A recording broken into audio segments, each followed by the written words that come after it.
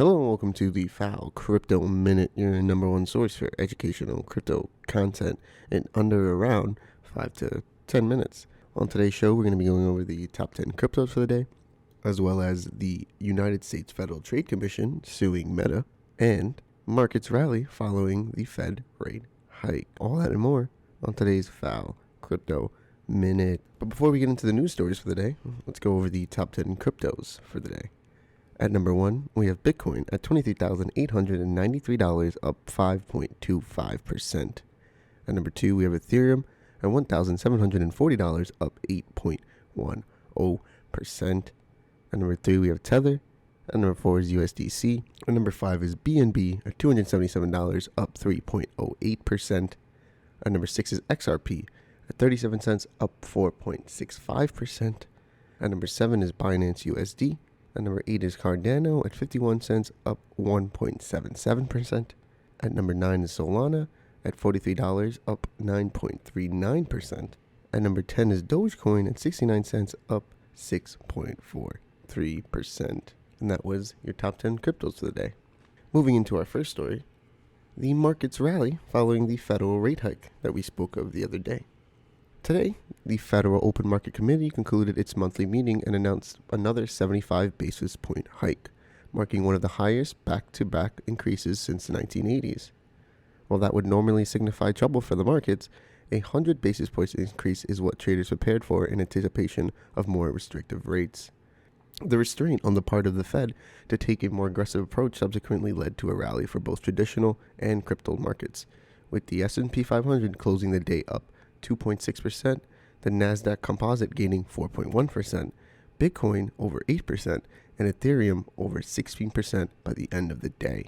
Coming in July, economic activity was weaker, and inflation for June reached a 40-year high of 9.1%. This prompted the FOMC to focus on maintaining course with the next rate hike, as well as changing its target federal rate funds to a range of 2.25% to 2.5%. However, a key difference from Chairman Powell's comments today that has since sent markets into a rally was the insinuation that the Fed is aware of how its policy drastically affects markets and carries important implications for economic spending. This signals that, while the Fed has a job to do and the tools to combat inflation, they may take a less aggressive approach than before in order to allow room for growth from a more positive market engagement. For the next FOMC session, the Fed will be examining some key data for labor market conditions, assessing the alignment between supply and demand, and examining whether inflationary pressures are declining. An important piece to that assessment will be Friday's release of the Employment Cost Index from the Bureau of Labor Statistics. So far, Chairman Powell believes that the current policy is sufficiently restrictive to bringing down rates moving into 2023, but additional tightening of the policy is still likely for the remainder of the year. This momentary relief may be short-lived depending on what inflation for July looks like. And that was that first story. Moving into our next one. The United States Federal Trade Commission is suing Meta. The United States Federal Trade Commission is suing Meta over their purchase of VR app maker Within. Meta is the parent company of both Instagram and Facebook and is considered to be the biggest player in the VR space through its ownership of the formerly named Oculus VR, with its ultimate goal being to leverage this technology, bringing in the new era of metaverse living. But the FTC believes the corp has too much control, and with its acquisition of Within would push them further toward monopolizing the space. Meta would be one step closer to its ultimate goal of owning the entire metaverse, the filing alleges.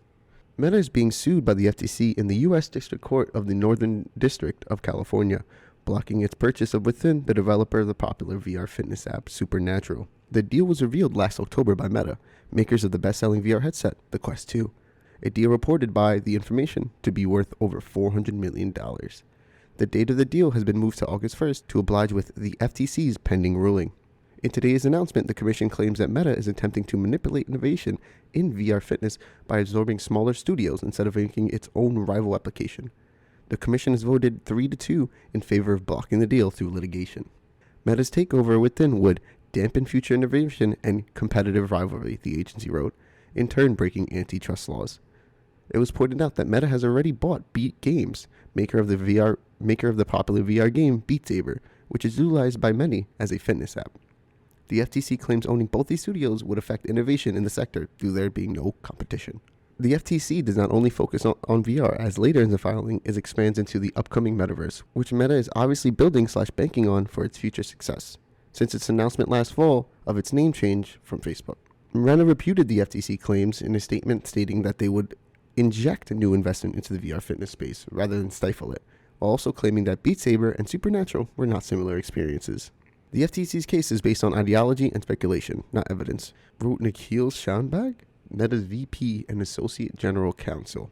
The idea that this acquisition would lead to anti-competitive outcomes in a dynamic space with as much entry and growth as online and connected fitness is simply not credible. The metaverse is a future version of the internet and video games all in one, a fully realized 3D world where people can interact from all over the world, using either VR headsets or their computers to enter.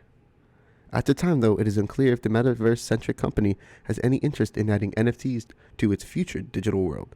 Many in the crypto industry believe this integration is essential for future metaverse makeup, as the transferability of NFTs will allow users to take items from one metaverse to another. Though many figureheads within the crypto industry have warned of one centralized corporation overseeing the meta instead of their dream of the decentralized, interoperable metas. And that was your FAL Crypto Minute for the day. Thank you for being here, and thank you for tuning in. You can follow me on Twitter over at crypto_Lajara. That's crypto_Lajara. You can follow the official FAL Crypto Consultants Twitter over at CryptoFAL. That's CryptoFAL. FAL is a one-stop shop for your cryptocurrency needs. From answering questions for new people to bigger institutional clients, we're there for you. Regardless if you're a small business or bank, we'll make sure to take a tailored approach to all your needs. Our team houses specialists in all areas of cryptocurrency, from mining, trading, creating NFTs, DAOs, staking, lending questions, to general market research. Go to CryptoFAL.com to learn more. Once again, thank you for listening, and I'll talk to you guys tomorrow.